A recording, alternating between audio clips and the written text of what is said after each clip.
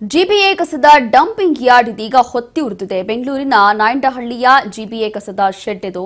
Plastic godown ಮಾಲೀಕರನ್ನ ಮಗ ಇದೀಗ ದುರ್ಮರಣ ಹೊಂದಿದ್ದಾರೆ. ಅಗ್ನಿ ಅವಘಡದಲ್ಲಿ ಅಶೋಕ್ ಎಂಬಾತ ಸಾವನ್ನಪ್ಪಿದ್ದಾರೆ. ಬೆಳಗಿನ ಜಾವ ಸುಮಾರಿಗೆ 5 ಗಂಟೆಗೆ ನಡೆದಿರುವಂತಹ ಒಂದು ಅಗ್ನಿ ಅವಘಡ ಇದು.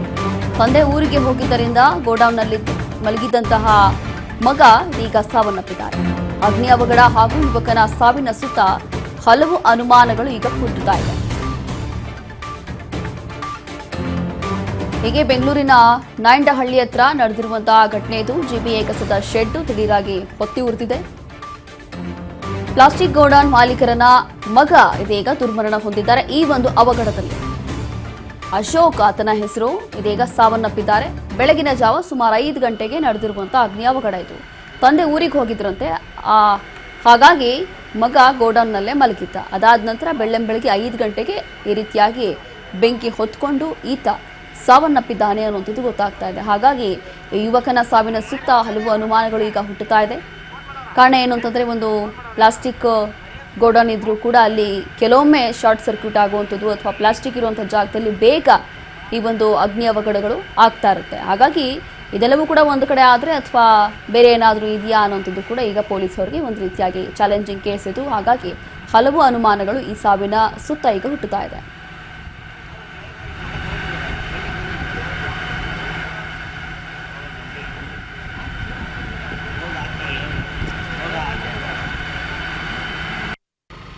सुबह 8 घंटे में जल रहा था।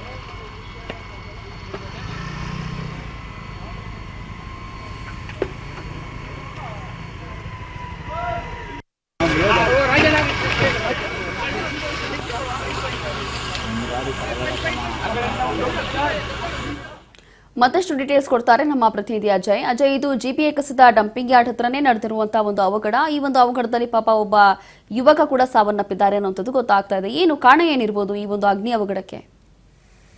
ರೋಶ್ನಿ, ಖಂಡಿತ ಅಂದ್ರೆ ಬಿಬಿಎಂಪಿ ಕಸದ ಡಂಪಿಂಗ್ ಯಾರ್ಡ್ ಏನಿದೆ ಅದ್ರ ಪಕ್ಕದಲ್ಲಿ ಇರುವಂತಹ ಪ್ಲಾಸ್ಟಿಕ್ ಗೋಡನ್ನಲ್ಲಿ ಈ ರೀತಿಯಾದಂತ ಭೀಕರ ಬೆಂಕಿ ಅವಘಡ ನಡೆದಿರುವಂತದ್ದು. ಅಂದ್ರೆ ಇವತ್ತು ಬೆಳಗ್ಗೆ 5 ಗಂಟೆ ಸುಮಾರಿಗೆ ಬೆಂಕಿ ಒಂದು ಕಾಣಿಸ್ಕೊಂಡಿತ್ತು. ಅಲ್ಲಿದ್ದಂತ ಸ್ಥಳೀಯರು ಕೂಡ ಅಲ್ಲಿ ಆ ಬೆಂಕಿಯನ್ನು ಆರಿಸುವಂತ ಪ್ರಯತ್ನ ಕೂಡ ಆಯ್ತು. ಜೊತೆಗೆ ಫೈರ್ ಇಂಜಿನ್ ಕೂಡ ಬಂದಿತ್ತು. ಅಲ್ಲಿ ಬಂದಂತ ಸಂದರ್ಭದಲ್ಲಿ ಒಳಗಡೆ ಯಾರು ಇಲ್ಲ ಅಂತ ಹೇಳ್ತಾ ಇದ್ರು. ಆದ್ರೆ ಇದೀಗ ಮಾಹಿತಿ ಬರ್ತಾ ಇದೆ, ಅಲ್ಲಿ ಈ ಒಂದು ಗೋಡನ್ನ ಮಾಲೀಕ ಆಗಿರುವಂತ ವ್ಯಕ್ತಿ ಏನಿದ್ದಾನೆ, ಆತನ ಮಗ ಅಶೋಕ್ ಅಂತ ಏನಿದ್ದಾನೆ, ಆತ ಒಳಗಡೆ ಗೋಡನ್ನಲ್ಲಿ ಇದ್ದ ಅಂತ ಹೇಳಿ ಗೊತ್ತಾಗ್ತಾ ಇದೆ. ಈಗ ಆತನು ಕೂಡ ಮೃತಪಟ್ಟಿರುವಂತಹ ವಿಚಾರಗಳು ಕೂಡ ಬೆಳಕಿಗೆ ಬರ್ತಾ ಇದೆ.